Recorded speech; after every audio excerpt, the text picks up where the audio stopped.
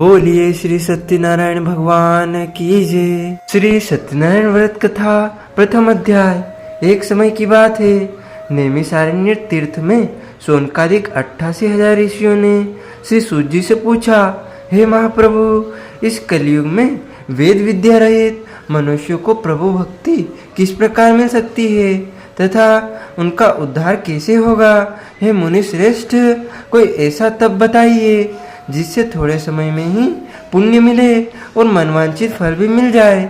इस प्रकार की कथा सुनने की हम इच्छा रखते हैं। सर्व शास्त्रों के ज्ञाता सूत जी बोले, हे वैष्णवों में पूज्य, आप सभी ने प्राणियों के हित की बात पूछी है, इसीलिए मैं एक ऐसे श्रेष्ठ व्रत को आप लोगों को बताऊंगा जिसे नारद जी ने लक्ष्मी नारायण जी से पूछा था और लक्ष्मीपति ने मुनि श्रेष्ठ नारद जी से कहा था। आप सभी से ध्यान से सुनिए। एक समय की बात है, योगीराज नारद जी दूसरों के हित की इच्छा लिए अनेकों लोकों में घूमते हुए मृत्यु लोक में आ पहुँचे। यहाँ उन्होंने अनेक योनियों में जन्मे प्रायः सभी मनुष्यों को अपने कर्मों द्वारा अनेकों दुखों से पीड़ित देखा। उनका दुख देख नारद जी से सोचने लगे कि कैसा यत्न किया जाए जिसके करने से निश्चित रूप से मानव के दुखों का अंत हो जाए। इसी विचार पर मनन करते हुए वह विष्णु लोक में गए।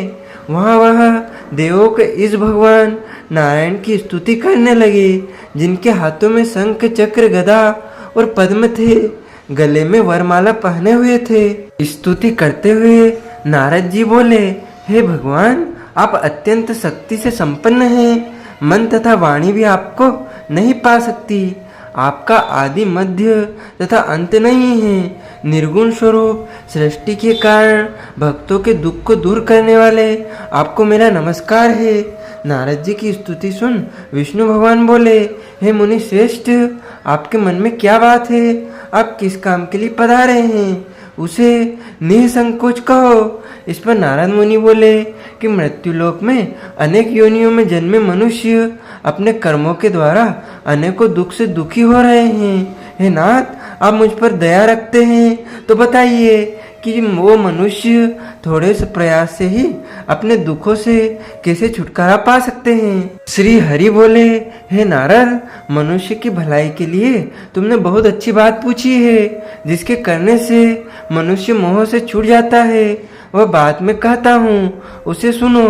स्वर्गलोक व मृत्युलोक दोनों में एक दुर्लभ उत्तम व्रत है जो पुण्य देने वाला है। आज प्रेमवश होकर मैं तुमसे कहता हूँ, श्री सत्यनारायण भगवान का यह व्रत अच्छी तरह विधि विधान पूर्वक करके मनुष्य तुरंत ही यह सुख भोग कर मरने पर मोक्ष को प्राप्त करता है। श्री हरि के वचन सुन नारद जी बोले कि उस व्रत का फल क्या है और उसका विधान क्या है। यह व्रत किसने किया था? इस व्रत को किस दिन करना चाहिए?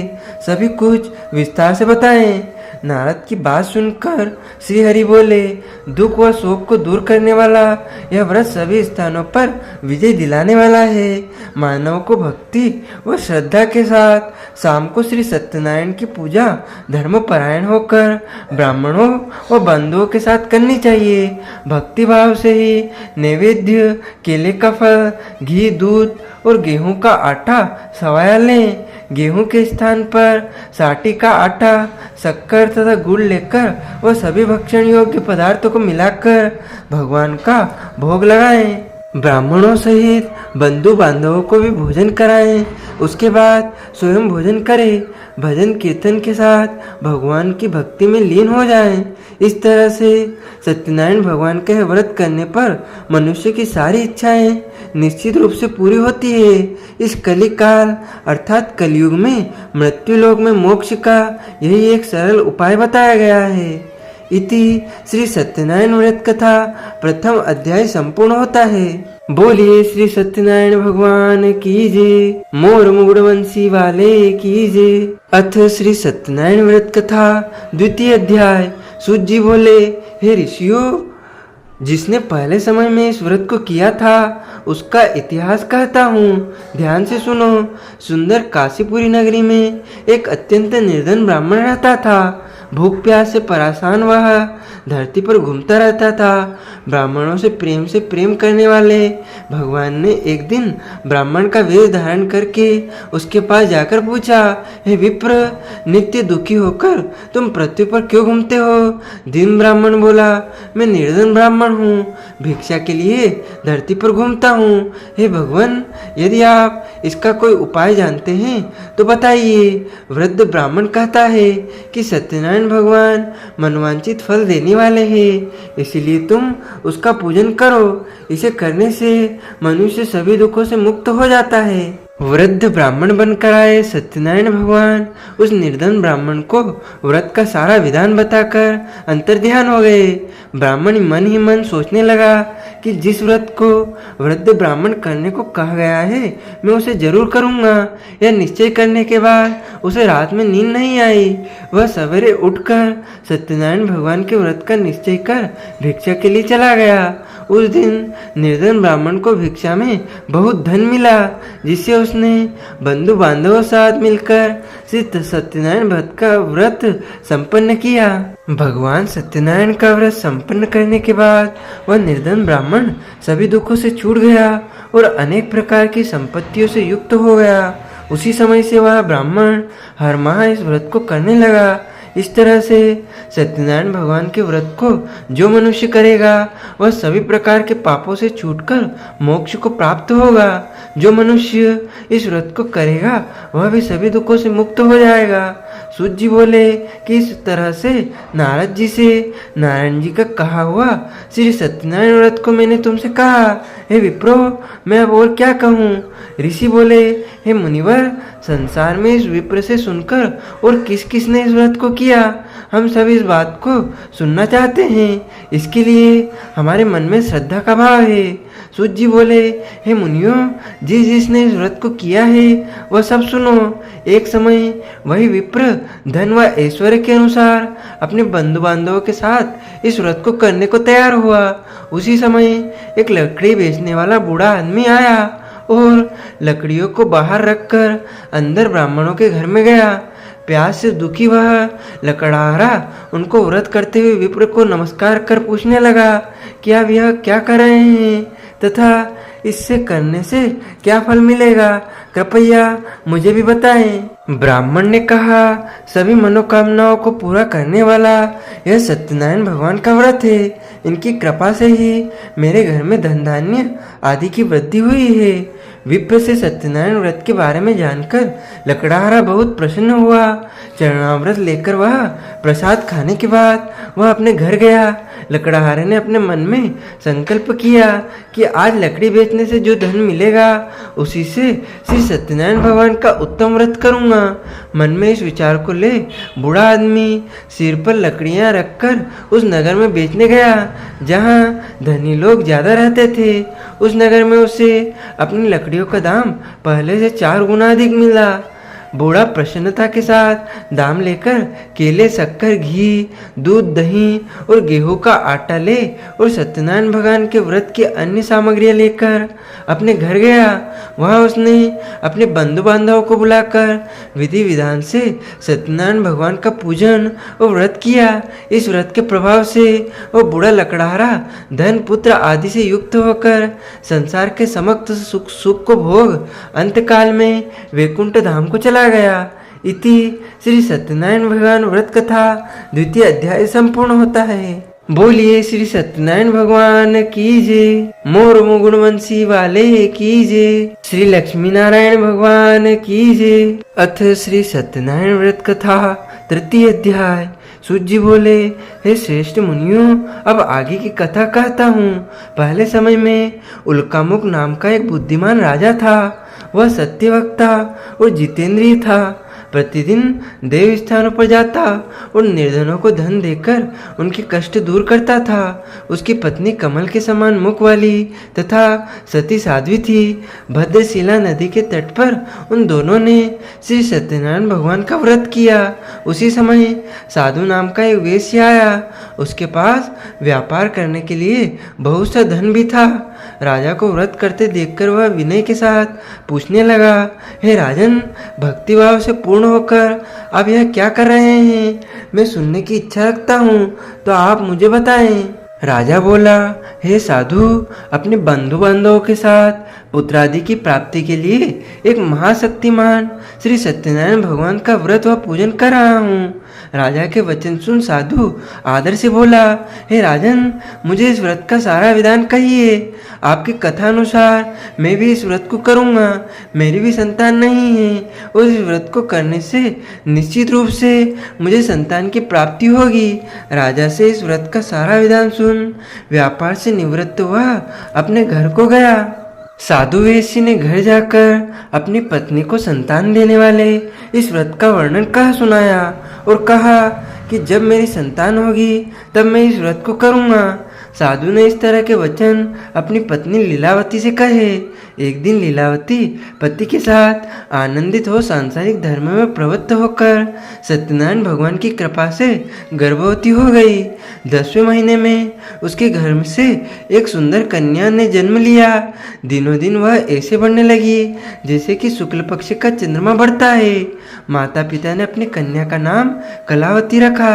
एक दिन लीलावती ने मीठे शब्दों में अपने पति को याद दिलाया कि आपने सत्यनारायण भगवान के जिस व्रत को करने का संकल्प लिया था उसे करने का समय अब आ गया है, आप इस व्रत को करिए। साधु बोला कि हे प्रिय, इस व्रत को मैं उसके विवाह पर करूँगा।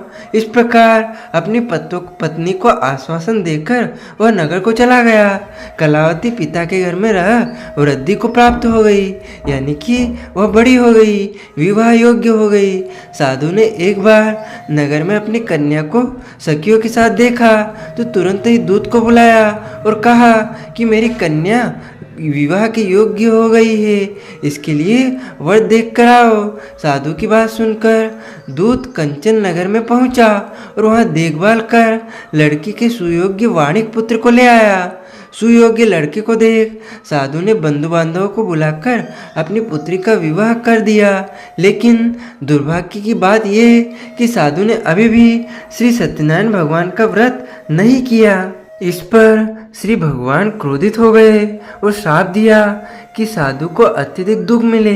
अपने कार्य में कुशल साधु बनिया जमाई को लेकर समुद्र के पास स्थित होकर रत्नासुपुर नगर में गया। वहां जाकर दामाद ससुर दोनों मिलकर चंद्रकेतु राजा के नगर में व्यापार करने लगे।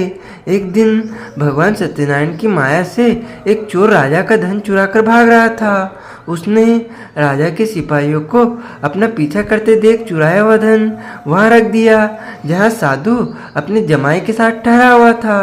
राजा के सिपाहियों ने साधु एक किस्से के पास राजा का धन पड़ा देखा तो वह ससुर जमाई दोनों बांधकर प्रसन्नता से राजा के पास ले गए और कहा कि इन दोनों चोरों ने हम पकड़ लाए हैं, आप आगे की कार्रवाई की आज्ञा दें। चंद्रकेतु राजा की आज्ञा से उन दोनों को साधु वेश्य और उसके जमाई को कठिन कारावास में डाल दिया गया और उनका सारा धन भी उनसे छीन लिया गया। श्री सत्यनारायण भगवान से श्राप से साधु की पत्नी भी बहुत दुखी हुई। घर में जो धन रखा था उसे चोर चुरा ले गए। शारीरिक तथा मानसिक पीड़ा और भूख प्यास से अति दुखी हो अन्न की चिंता में कलावती के ब्राह्मण के घर गई। वहाँ उसने सत्यनारायण भगवान का व्रत होते देखा, फिर कथा भी सुनी। वह प्रसाद ग्रहण कर वह रात को घर वापिस आई। माता के कलावती से पूछा कि ये पुत्री, अब तक तुम कहाँ थी, तेरे मन में क्या है? कलावती ने अपनी माता से कहा, हे माता, मैंने एक ब्राह्मण के घर में श्री सत्यनारायण भगवान का व्रत देखा है। कन्या के वचन सुन लीलावती भगवान के पूजन की तैयारी करने लगी। लीलावती ने परिवार व बंधुओं सहित सत्यनारायण भगवान का पूजन किया और उसने वर मांगा कि मेरे पति तथा जमाई शीघ्र घर आ जाएं। साथ ही यह भी प्रार्थना की कि हम सबका अपराध क्षमा करें। श्री सत्यनारायण भगवान इस व्रत से संतुष्ट हो गए और राजा चंद्रकेतु को सपने में दर्शन देख कहा कि राजन, तुम उन दोनों वेश्यों को छोड़ दो और तुमने उनका जो धन लिया है उसे वापस कर दो। अगर ऐसा नहीं किया तो मैं तुम्हारा धन, राज्य व संतान सभी को नष्ट कर दूंगा। राजा को यह सब कहकर वह अंतर्ध्यान हो गए। प्रातःकाल राजा ने सभा में अपना सपना सुनाया। फिर बोले कि वाणिक पुत्रों को केस से मुक्त कर सभा में लाओ। उन दोनों ने आते ही राजा को प्रणाम किया। राजा मीठी वाणी से बोला, हे महानुभाव, भाग्यवश ऐसा कठिन दुख तुम्हें प्राप्त हुआ है, लेकिन अब तुम्हें कोई भय नहीं है। ऐसा कह राजा ने उन दोनों को नए वस्त्राभूषण भी पहनाए और जितना धन उनका लिया था उसे दोगुना धन वापस कर दिया। दोनों वेश्य अपने घर को चल दिए। इति श्री सत्यनारायण व्रत कथा तृतीय अध्याय पूर्ण होता है। बोलिए श्री सत्यनारायण भगवान की जय, मोर मुकुटवंशी वाले की जय। अथ श्री सत्यनारायण व्रत कथा चतुर्थ अध्याय। सूत जी बोले, वेश्य ने मंगलाचार कर अपनी यात्रा आरंभ की और अपने नगर की ओर चल दिया। उनके थोड़ी दूर जाने पर एक दंडी वेशधारी श्री सत्यनारायण भगवान ने यानी कि दंडी के वेश में श्री सत्यनारायण भगवान ने उनसे पूछा, हे साधु, तेरी नाव में क्या है? अभिवाणी यानी कि अभिवाणी यानी कि वह अभिमान में बोला। वाणिक हंसता हुआ बोला, हे दंडी, आप क्यों पूछते हो? क्या धन लेने की इच्छा है? मेरी नाव में तो बेल व पत्ते भरे हुए हैं। वेश्य को कठोर वचन सुन भगवान बोले, तुम्हारा वचन सत्य हो। दंडी ऐसे वचन सुन कहा वहां से दूर चले गए। कुछ दूर जाकर समुद्र के किनारे बैठ गए। दंडी के जाने के बाद साधु वेश्य ने नित्य क्रिया के पश्चात नाव को ऊंची उठते हुए देखकर अचंबा माना और नाव में बेलपत्ते आदि देख वह मूर्छित हो जमीन पर गिर पड़ा। मूर्छा खुलने पर वह अत्यंत शोक में डूब गया। तब उसका दामाद बोला कि आप शोक न मनाएं, यह दंडी का साप है, इसीलिए हमें उनकी शरण में जाना चाहिए, तभी हमारी मनोकामना पूरी होगी। दामाद की बात सुनकर वह दंडी के पास पहुंचा और अत्यंत भक्तिभाव से नमस्कार करके बोला, मैंने आपसे जो जो असत्य वचन कहे थे उनके लिए मुझे क्षमा दे। ऐसा कहकर महान शोकातुर हो रोने लगा। तब दंडी भगवान बोले, हे वाणिक पुत्र, मेरी आज्ञा से बार बार तुम्हें दुख प्राप्त हुआ है, तुम मेरी पूजा से विमुख हुआ। साधु बोला, हे भगवान, आपकी माया से ब्रह्मा आदि देवता भी आपके रूप को नहीं जानते, तब मैं अज्ञानी कैसे जान सकता हूँ? आप प्रसन्न होइए, अब मैं सामर्थ्य के अनुसार आपकी पूजा करूँगा। मेरी रक्षा करो और पहले के समान नौका में धन भर दो। साधु वेश्य के भक्ति पूर्वक वचन सुनकर भगवान प्रसन्न हो गए और उनकी इच्छा अनुसार वरदान देकर अंतर्ध्यान हो गए। ससुर जमाई जब नाव पर आए तो नाव में धन भरी हुई थी। फिर वही अपने अन्य साथियों के साथ सत्यनारायण भगवान का पूजन कर अपने नगर को चल दिए। जब नगर के नजदीक पहुँचे तो दूत को घर पर खबर करने के लिए भेज दिया। दूत साधु की पत्नी को प्रणाम कर कहता है कि मालिक अपने दामाद सहित नगर के निकट आ गए हैं। दूत की बात सुनकर साधु की पत्नी लीलावती ने बड़े हर्ष के साथ सत्यनारायण भगवान का पूजन कर अपनी पुत्री कलावती से कहा कि मैं अपने पति के दर्शन को जाती हूँ, तो कार्य पूर्ण कर शीघ्र आ जा। माता के ऐसे वचन सुनकर कलावती जल्दी से प्रसाद छोड़ अपने पति के साथ चली गई, यानी कि पति के पास चली गई। प्रसाद की अवज्ञा के कारण श्री सत्यनारायण भगवान रुष्ट हुए और नाव सहित उसके पति को अपने में पानी में डुबो दिया। कलावती अपने पति को वहां ना पाकर रोती हुई जमीन पर गिर गई। नौका को डूबा हुआ देख वह कन्या को रोता देख साधु दुखी होकर बोला कि हे प्रभु, मुझसे तथा मेरे परिवार से जो भूल हुई है उसे क्षमा करें। साधु के दीन वचन सुनकर श्री सत्यनारायण भगवान प्रसन्न हो गए और आकाशवाणी हुई, हे साधु, तेरी कन्या मेरे प्रसाद को छोड़कर आई है, इसीलिए उसका पति अदृश्य हो गया है। यदि वह घर जाकर प्रसाद खाकर लौटती है तो इसे इसका पति अवश्य मिलेगा। ऐसी आकाशवाणी सुन कलावती घर पहुंचकर प्रसाद खाती है और फिर आकर अपने पति के दर्शन करती है। उसके बाद साधु अपने बंधु बांधवों सहित श्री सत्यनारायण भगवान का विधि विधान से पूजन करता है। इस लोक का सुख भोग वह अंत में स्वर्ग को जाता है। इति श्री सत्यनारायण व्रत कथा चतुर्थ अध्याय संपूर्ण होता है। बोलिए श्री सत्यनारायण भगवान की जय, मोर मुकुटवंशी वाले की जय, श्री लक्ष्मी नारायण भगवान की जय। अथ श्री सत्यनारायण भगवान व्रत कथा पंचम अध्याय। सूत जी बोले, हे ऋषियों, मैं और भी एक कथा सुनाता हूँ, उसे भी ध्यानपूर्वक सुनो। प्रजापालन में लीन तुंगाध्वज नाम का एक राजा था। उसने भी भगवान का प्रसाद त्याग कर बहुत ही दुख सहन किया था। एक बार वन में जाकर वन्य पशुओं को मारकर वह बड़ के पेड़ के नीचे आया। वहाँ उसने ग्वालों को भक्ति भाव से अपने बंधुओं सहित सत्यनारायण भगवान का पूजन करते देखा। अभिमानवश राजा ने उन्हें देखकर भी पूजा स्थान में नहीं गया और न ही उसने भगवान को नमस्कार किया, प्रणाम किया। ग्वालों ने राजा को प्रसाद दिया, लेकिन उसने वह प्रसाद भी नहीं खाया और प्रसाद को वहीं छोड़ वह अपने नगर को चला गया। जब वह नगर में पहुंचा तो वहाँ सब कुछ तहस नहस हुआ पाया, तो वह शीघ्र ही समझ गया कि यह सब भगवान ने ही किया है।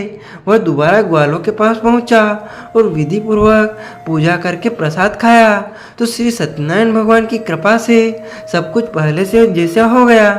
दीर्घ काल तक सुख भोगने के बाद मरणोपरांत उसे स्वर्गलोक की प्राप्ति हुई। जो मनुष्य परम दुर्लभ इस व्रत को करेगा तो भगवान सत्यनारायण की अनुकंपा से उसे धन धान्य की प्राप्ति होगी।